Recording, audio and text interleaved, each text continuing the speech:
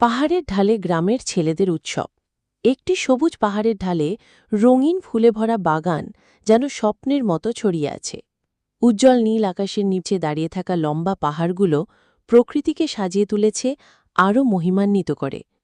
সেই পাহাড়ের পাদদেশে গ্রামীণ পরিবেশে খেলতে জড়ো হয়েছে একদল প্রফুল্ল ছেলে।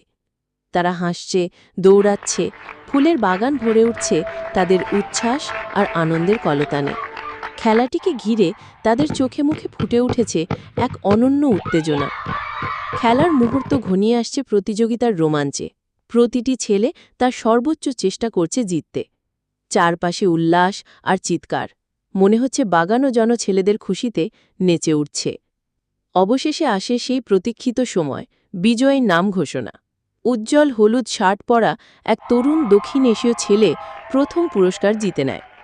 গর্বভরে সে দাঁড়িয়ে থাকে, আর অন্যরা করতালিতে ভরিয়ে তোলে পুরো পরিবেশ। তার হাতে তুলে দেওয়া হয় সোনার ট্রফি আর রঙিন মোড়ানো উপহার। আনন্দে তার মুখ উজ্জ্বল হয়ে ওঠে। চারপাশে বন্ধুরা চিৎকার আর হাততালিতে তাকে অভিনন্দন জানায়। শেষে সবাই মিলে একসাথে বসে এবং দাঁড়িয়ে খেলার স্মৃতি ভাগ করে নেয়।